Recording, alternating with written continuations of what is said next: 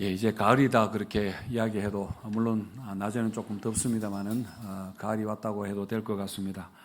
봄에 피는 꽃도 보기 좋지만은 가을에 무르익어가는 열매가 참 좋은 것 같습니다. 우리 신앙에도 여러 가지 열매들이 맺어야 될 열매들이 많이 있고 성경에는 열매에 대한 이야기들이 굉장히 많이 그렇게 나오고 있는데, 그러니까 우리 신앙에도 열매가 중요하다라는 것이죠. 그런데 여러 가지 열매들 중에 가장 중요한 열매라면은 그것이 바로 전도의 열매라고 생각합니다. 여러분, 전도에서 한 사람이 예수 믿고 구원받게 되는 것, 그보다 더 사실은 크고 중요한 일이 어디에 있겠습니까? 그리고 그 한 사람뿐만 아니라 그 가정이 구원받게 되고 그 자녀손들의 운명이 여러분 달라지게 되는 거 아니겠습니까? 농부가 열매를 맺기까지, 거두기까지 얼마나 많이 수고를 합니까? 우리도 한 영혼을 이렇게 구원하기 위해서 힘쓰고 많이 애쓰고 그렇게 해야 되는데, 이번 전도주일에 우리가 주님께 가장 귀한 것으로, 가장 귀한 열매로 그렇게 하나님께 드리시기를 바랍니다. 이 전도와 관련해서 제가 한 가지 꼭 말씀을 드리고 싶은 게 있습니다. 그게 뭐냐면은 로잔대회입니다. 우리 금요 기도회 시간에 몇 번 영상을 보고 기도를 했습니다만은 아마 처음 듣는 분들도 계실 거라 생각합니다. 주제가 교회여 함께 그리스도를 선포하고 나타내자 해서 The Whole Church, 세상의 모든 교회들이 The Whole Gospel, 온전한 복음을 The Whole World, 온 세상 모든 민족 모든 곳에 전하자라는 그런 슬로건을 가진 복음주의 계열의 교회와 선교를 위한 그런 모임입니다. 사도행전 2장에서 오순절 성령 강림으로 첫 교회가 탄생이 됩니다. 그리고 그 첫 교회가 지금 2000년의 역사 속에 교회가 계속해서 확장되고 여기까지 오게 되었는데, 사실 그 과정을 보면은 수많은 여러 시대, 중세 이런 초대 시대, 근대 시대, 여러 시대를 지나고 수많은 언어와 문화와 종족과 여러 가지 많은 사건들, 많은 상황들을 그렇게 만났지만은, 그러나 복음은 항상 그곳에 들어가서 복음의 씨앗을 뿌리고 지금까지 교회가 확장되고 하나님의 나라가 계속해서 역사하고 있습니다. 자, 예를 들면은 조선이라는 알려지지 않았던 그 나라에 선교사들이 복음을 가지고 들어왔습니다.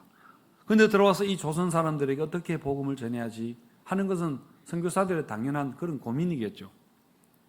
성경을 먼저 한국말로 번역하는 것은 물론 그것도 어렵습니다만은 그렇다 치더라도 이 우리나라 사람들이 조상을 제사 지내는 것을 가장 중요한 것으로 그렇게 여기고 있는데, 이걸 어떻게 해야 되는가 하는 것이 선교사들에게 고민이 되었고 이 문제에 부닥치게 되었습니다. 그래서 가톨릭 교회는 회의를 해서 이 조선 사람들에게 제사 문제는 이게 목숨보다 중요한 것이기 때문에 이걸 우리가 어떻게 하지 말라고 할 수 없겠다 해서 조상 제사를 지내도 된다라고 허용을 하게 되고, 개신교는 아무리 그래도 제사가 중요해도 이것은 우상 숭배이기 때문에 우상 숭배를 허용할 수 없지 않는가 해서 조상 제사를 금지하게 됩니다.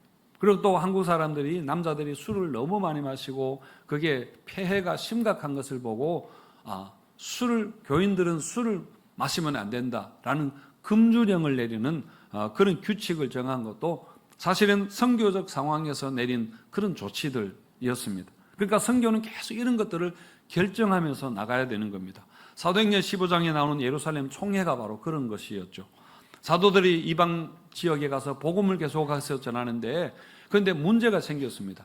이 이방 사람들이 할례를 받아야 되는가, 율법을 지켜야 되는가 하는 문제가 계속해서 유대인들과 이 이방인들 사이에 갈등이 일어나게 된 것입니다. 그래서 전도자들이, 선교사들이 이 문제를 가지고 예루살렘에 모였습니다. 제자들과 사도들과 모든 선교사들이 다 모여서 예루살렘 총회를 열었는데, 거기에서 열띤 토론을 벌인 결과 이방인들은 할례를 받지 않아도 된다라는 결정을 내리면서 이방인의 선교가 급속도로 그렇게 활기를 띠게 되었습니다.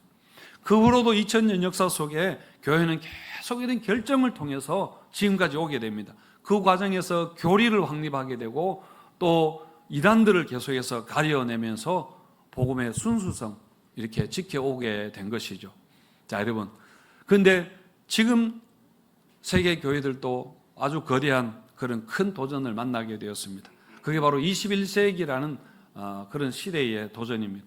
포스트 모던 시대라고 부르기도 하고 또 여러 가지 4차 산업혁명 시대, 혼돈의 시기 여러 가지로 부르지만은 지금 교회가 당면한 문제들이 동성애 문제 같은 것들도 있고 또 여러분 기후와 환경 문제나 또 다음 세대 복음 문제와 또 그 고령화 사회 문제나 AI 기술의 발전과 같은 이런 여러 가지 상황들이 지금 교회들이 이런 문제들을 만나게 된 것이죠. 그냥 이런 문제들 교회가 알아서 하라라고 그렇게 사실은 내버려 둘 수 없는 것입니다. 각 교회마다 알아서 하라고 할 수 없는 너무나 중요한 문제들입니다. 이런 시대적인 도전에 교회가 어떻게 복음의 순수성을 변질시키지 않으면서 양보하지 않으면서 이 변화되는 상황에 계속해서 교회의 사명을 이렇게 다하면서 복음을 전할 것인가 하는 것을 논의하는 협의체가 바로 로잔 대회입니다. 첫 회의가 1974년 스위스 로잔에서 그렇게 열리게 되었는데 그래서 이후로도 계속 이 대회를 로잔 대회라 10년, 14년, 15년마다 이렇게 열리게 되는데요. 3차 대회가 2010년에 남아프리카 공화국 케이프타운에서 열렸고 거기에서 케이프타운 선언서가 발표가 되었는데요. 그리고 14년 만에 4차 대회가 우리나라 인천 송도에서 9월 22일부터 29일까지 열리게 됩니다.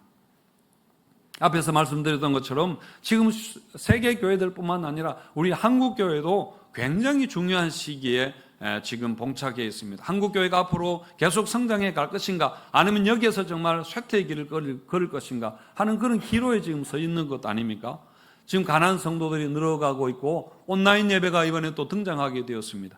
그리고 전도가 이전처럼 되지 않고 개척교회도 되지 않고 신학생들이 줄고 있고 선교 지망생들이 계속 줄어들고 있는 그런 상황입니다. 지금도 동성애 문제 같은 이런 여러 가지 사회적인 문제들에 대해서 교회가 어떻게 해야 될지 몰라서 의견이 나누어지고 그런 상황입니다.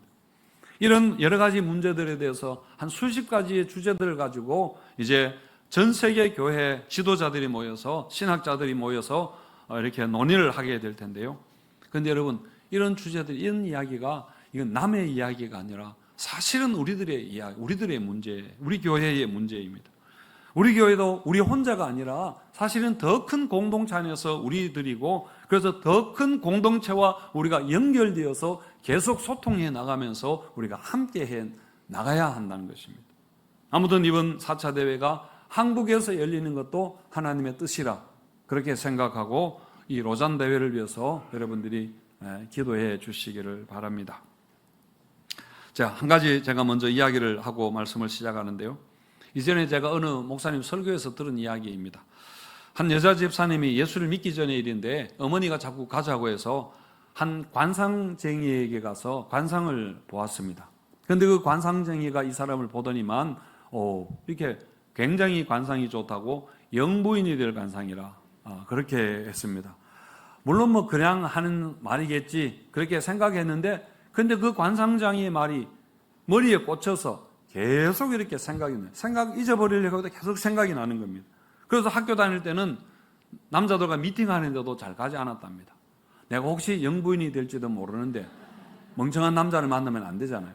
그리고 또 공부도 열심히 했답니다. 내가 영부인이 될지도 모르는데 라는 그런 생각 때문에 이렇게 관상가의 말을 듣고 자기가 마치 영부인이 될 것처럼 되는 것처럼 행동하는 자기를 보고 굉장히 놀랐다는 거죠.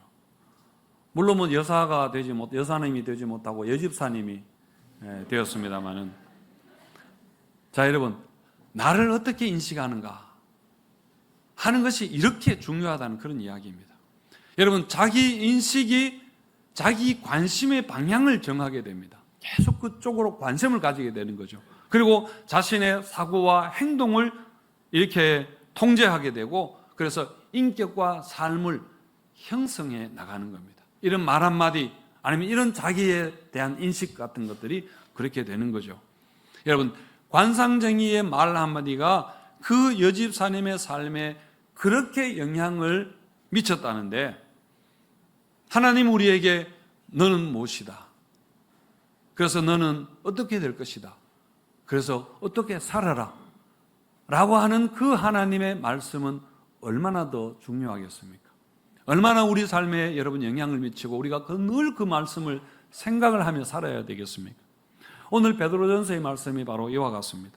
베드로전서는 고난 가운데 있었던 흩어진 나그네들에게 주신 그런 말씀인데요, 이 고난당하는 성도들에게 그들이 누구인가, 당신들이 누구인가 하는 것을 계속 인식시키면서 그 고난과 시련의 시기를 이겨나가도록 그렇게 격려하는 말씀이 베드로전서의 말씀입니다. 여러분, 내가 누구인가 하는 자기 신분에 대한, 정체성에 대한 인식이 내가 무엇을 해야 되고 내가 어떻게 살아야 되는가 하는 것을 사실은 여러분 통제해 나가는 것입니다.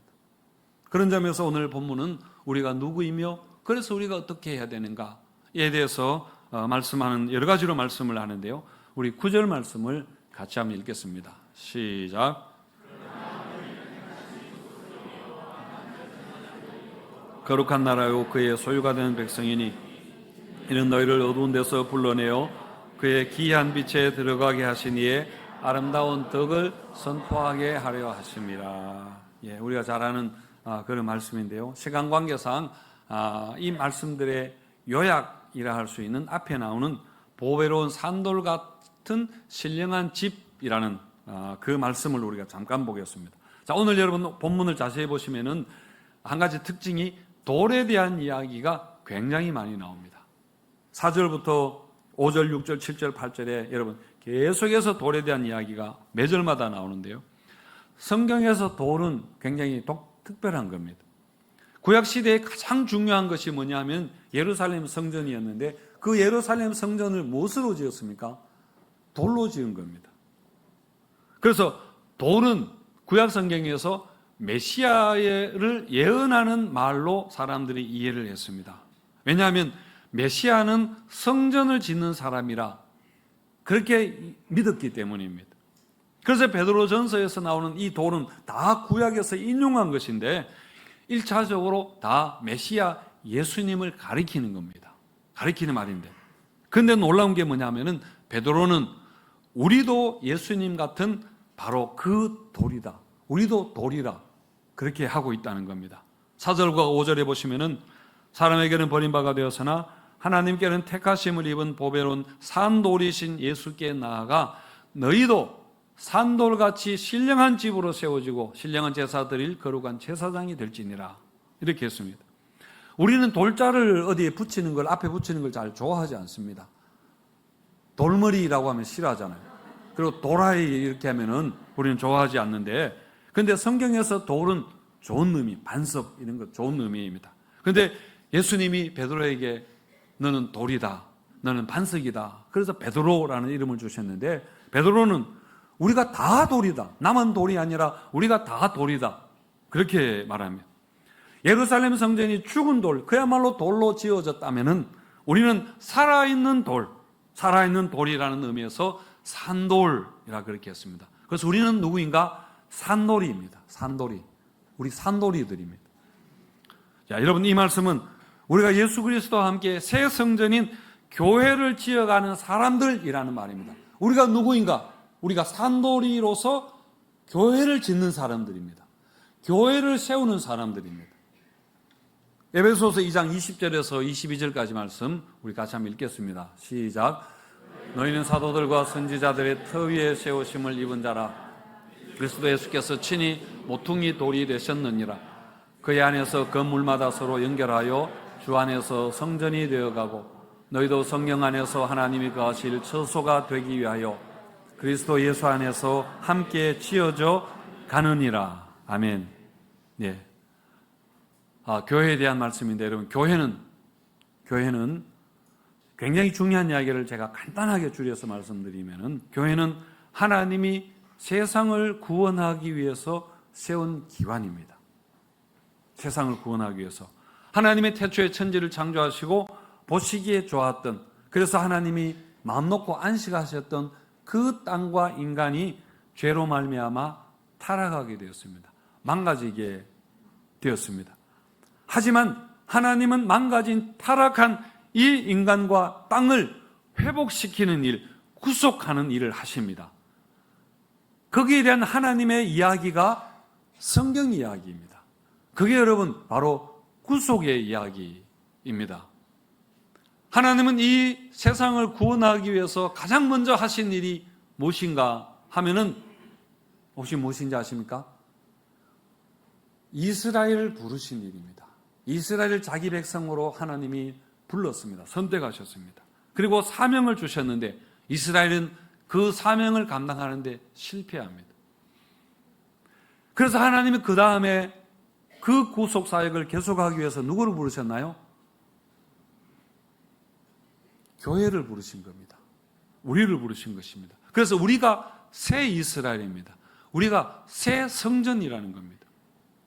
여러분, 이게 바로 하나님이 우리를 구원해 주신 이유입니다. 우리를 부르신 목적입니다. 이걸 분명하게 아셔야 됩니다. 왜 하나님 우리를 부르셨는가? 왜 구원하셨는가? 이것을 위해서 여러분 부르셨습니다. 그래서 9절 다시 보면은 그러나 너희는 택하신 족속의 왕같은 제사장들 거룩한 나라요 그의 소유된 백성이니 라고 말하고 이는 이렇게 하신 것은 뭐라고 했습니까? 너희를 어두운 데서 불러내어 그의 기이한 빛에 들어가게 하신 이에 아름다운 덕을 선포하게 하려 하심이라. 베드로답게 이렇게 이 말씀을 이렇게 한 것이죠. 여기서 여러분 우리가 누구인가? 그렇기 때문에 우리가 무엇을 해야 되는가? 우리의 사명이 무엇인가? 하는 것을 말하는 겁니다. 우리가 택하신 족속이요 거룩한 제사장, 왕같은 제사장, 거룩한 나라요 이렇게 하기 때문에 우리는 하나님의 아름다운 덕을 선포해야 한다. 이것이 우리의 신분과 우리의 임무, 사명에 대한 성경의 말씀입니다. 그래서 여러분 교회가 중요합니다. 그래서 교회가 중요합니다. 교회가 중요하다는 말을 수없이 많이 들었을 텐데 그래서 교회가 중요한 겁니다. 하나님이 가장 소중하게 여기시는 것, 구약시대에서는 이스라엘을 자기 백성으로 너무너무 사랑하셨는데 신약시대에는 하나님이 가장 중요하게 여기는 것 바로 교회입니다. 그래서 하나님이 우리에게 복을 주실 때도 이스라엘을 통해서 만민들을 복을 주시려고 했던 것처럼 여러분 우리에게 복을 주실 때도 교회를 통해서 하나님이 우리에게 복 주시고 지역사회에 복 주신다는 것을 여러분 믿으셔야 됩니다. 며칠 전에 아내가 저한테 이렇게 물었습니다. 당신이 가장 원하는 게 뭐냐고. 그래서 제가 나는 당신이 행복했으면 좋겠어요 라고 말한 게 아니라 그렇게 그런 생각도 못했고 저는 우리 교회가 바르고 건강한 교회가 되는 거라, 그래 세워지는 거라 그렇게 망설이지 않고 아주 분명하게 이야기를 했습니다. 그러자 그럼 건강하고 바른 교회가 뭐냐고 그렇게 묻길래 하나님이 기뻐하시는 교회다. 하나님이 기뻐하시는 교회다. 하나님이 세우신 뜻을 따라 행하는 교회가 하나님이 기뻐하시는 교회입니다. 그래서 우리 모든 교인들이 교회 때문에 행복하게 되는 것이다. 나는 우리 교인들이 교회 때문에 하나님 때문에 행복하는 것을 보고 싶다. 이것이 나의 꿈이고 저의 소원이고 정말 저의 모든 것입니다. 여러분 진심입니다. 제가 지금 바랄 게 뭐가 있겠습니까? 제가 이 나이에 더 이상 소원하는 게 뭐가 있겠습니까? 저는 정말 우리 교회가 건강한 교회가 되는 것이고 교회 때문에 여러분들 많은 아픔과 문제와 어려움과 이런 것들을 수없이 그렇게 듣는데 정말 그럴 때마다 교회가 바로 서야 된다. 신앙 안에서 이런 문제들이 해결될 수 있다고 우리가 바른 신앙을 가지면 된다고 그런 생각하고 정말 여러분들이 바른 신앙을 통해서 진짜로 예수님 때문에 행복했으면 좋은 것 그게 저의 유일한 소원입니다. 저는 다른 바라는 거 하나도 없습니다. 저는 대통령 하라고 해도 저는 하지 않을 겁니다. 제가 지난주에 노예교육부 수양회 때문에 필리핀에 잠깐 다녀왔는데요. 필리핀은 여러분 산유국입니다. 그리고 자원이 굉장히 많은 나라인 한때 우리나라보다 훨씬 더 잘 살아서 우리나라에 막 이렇게 군대를 파병하고 그렇게 하지 않았습니까? 그런데 마르코스라는 그 대통령 이멜다라는 그 부인과 함께 나라를 완전히 말아먹어버려서 지금은 더 이상 나라가 회생하기 힘든 그런 상황이 되었습니다. 매우 가난하고 치안이 굉장히 불안한 그런 나라로 우리가 알고 있습니다. 인구의 87%가 기독교인들인데 그 기독교도 정상적인 기독교가 아니라 굉장히 변질된 그런 종교입니다. 참 보면서 안타까웠는데 그래서 정말 나라가 중요하다. 나라가 중요하다. 이렇게 생각했습니다. 그런데 여러분, 부강한 나라가 되는 것보다 더 중요한 것이 바로 좋은 교회가 되는 것입니다. 좋은 교회가 되는 것이 나라가 부강한 것보다 여러분 더 중요하다는 겁니다. 바르고 건강한 교회가 되어야 성도들의 신앙이 바르게 형성됩니다. 무작정 막 믿는다고 되는 게 아니라 바른 신앙이 되어야, 그래야 성경에서 하나님이 약속하신 그 모든 하나님의 약속과 위로와 이런 격려와 여러 가지 말씀들을 정말 우리가 들을 수 있는 것이고, 그래서 풍성한 삶을 살게 되는 것입니다. 그러면 우리가 행복한 삶이 됩니다. 우리 가정의 문제들, 이 성경 안에서 여러분 얼마든지 우리가 이해하고 해결할 수 있는 문제들입니다. 우리가 신앙을 바로 이해할 때에. 그래서 여러분, 저는 교회가 너무 중요하다 생각합니다. 나의 해방일지라는 그 드라마에 나오는 유명한 대사, 제가 우리 교육자들과도 한번 이야기를 나누었는데, 그 나의 해방일지라는 드라마가 있습니다. 좀 지나간 이야기인데, 거기에 여자 주인공이 김재원 씨 아닙니까? 남자 주인공이 손석구인데, 이 김재원 씨가 손석구에게 하는 이야기가 뭐라고 합니까? 나를 추앙해 라고 그렇게 이야기합니다. 나는 한 번도 채워지지 않았다. 나는 한 번도 내 마음, 내 사랑으로 채워지지 않았다고. 그래서 사랑하는 것으로는 부족하다. 나를 추앙해라. 이제 곧 겨울이 되면 일거리도 없어질 텐데 너는 맨날 그렇게 술만 마시고 있을 거냐고. 이제 너를 위해서도 나를 추앙해라. 그게 네가 사는 길이다. 아니면은 내가 너를 추앙하겠다. 그렇게 이야기를 하는 대사가 있습니다. 여러분, 하나님을 믿는 우리도 그렇고 하나님, 우리의 예배를 받으시는 하나님의 마음도 이와 같지 않을까 싶은 생각입니다. 우리가 맨날 예배드리고 찬송하고 기도하고 이렇게 하지만은 우리가 한 번도 채워지지 않았다면, 우리 마음에 한 번도 신앙으로 채워지지 만족이 되지 않았다면 분명 우리 신앙에 문제가 있는 것입니다. 그리고 하나님께서도 너희가 맨날 예배하고 날 위한다고 뭐 이렇게 요란스럽게 하지만은 한 번도 내가 만족하지 않았다고, 한 번도 내가 채워지지 않았다고, 너희 예배로 채워지지 않았다고, 너희 제물로 내가 만족하지 않았다고 하신다면 우리 예배가 여러분 문제가 있는 것입니다. 그래서 여러분, 바르고 건강한 교회 세우는 것이 정말 우리의 소원이고 사명입니다. 요즘 노예 목사님들 만나면은 다들 저보고 요새 교회 건축한다고 목사님 고생이 많으시지요, 그렇게 이야기합니다. 그러면 전에는 아닙니다. 제가 뭐 고생할 게 있습니까? 우리 교회 장로님들은 너무 잘하셔서 저는 편합니다. 이렇게 하면 사람들이 잘 안 믿습니다. 우리 교회 장로님들 얼마나 좋은지를 몰라서 이해를 못하는 것 같아요. 그래서 하도 그래서 요즘 뭐라고 하는가 하면 고생 많습니다. 맨날 벽돌져 나르고 시멘트 비비고 땅 파고 그렇게 합니다 라고 말하면 또 순전한 목사님들은 그걸 고지고대로 듣습니다. 그래서 목사님 얼굴이 요즘 거칠고 얼굴이 많이 시커멓고 그렇군요. 제 얼굴이 원래 이런데 지금 오히려 좋은데 그렇게 이야기를 합니다. 여러분, 옛날에는 교회 건축을 하면은 교인들이 벽돌 나르고 이렇게 땅을 파고 손수 교회를 그렇게 지었지 않습니까? 요즘은 그렇지 않습니다. 그래서 대신에 우리가 물질로 봉사하고 또 이렇게 열심히 그렇게 정말 땅을 파는 마음으로 기도하고 벽돌을 저 나르는 마음으로 우리가 좋은 성도가 되기 위해서 정말 힘쓰고 애쓰고 그렇게 하지 않습니까? 여러분, 좋은 성도라는 것은 바른 신앙을 가지고, 그래서 풍성한, 정말 하나님 약속을 믿고 풍성한 삶을 사는 것입니다. 이런 신앙을 가지려면 우리 교회가 건강하고 바른 교회가 되어야 합니다. 여러분, 교회를 세우신 주님의 기대, 주님의 뜻을 행하는 교회가 되어야 하는 것입니다. 그러면은 하나님이 그 교회를 마음껏 축복을 하십니다. 그러면 교회 때문에 우리가 행복하게 되는 것입니다. 이것은 우리 나를 위해서도 중요하지만 우리가 지금 가장 소중하게 여기는 다음 세대 자녀들을 위해서도 우리가 너무나 중요한 우리의 책임인 것입니다. 중앙 아메리카의 나라인 온두라스에 촐루테카라는 그 강이 있습니다. 그 지역에는 태풍이 자주 일어나서 재래식으로 지어놓았던 그 다리들이 계속해서 태풍이 오면 유실되고 그렇게 하는 일이 있었습니다. 그래서 이제 온두라스 정부가 1998년에 이렇게 해서 안 되겠다 해서 아주 길고 튼튼한 철제로 된 다리를 그렇게 480m의 다리를 건설했습니다.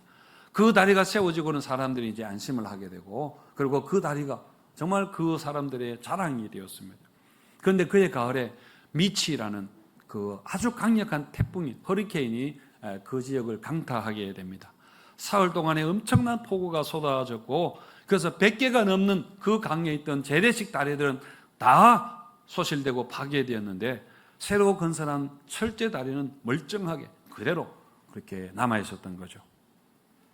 그런데 문제가 뭐냐면은 엄청나게 내린 폭우로 물길이 바뀌어 버린 겁니다. 더 이상 강물이 그 다리 밑으로 흐르지 않게 되었습니다. 강길이 저쪽으로 이렇게 나버린 겁니다. 그래서 다리는 멀쩡하게 건재했는데 그 다리가 더 이상 필요 없게 되었습니다. 물이 흐르지 않는데 더 이상 쓸모없는 다리가 되었다는 그런 이야기입니다. 여러분, 우리에게 중요한 교훈을 준 이야기 아닙니까? 지금 유럽의 많은 교회들이 이래 됐습니다.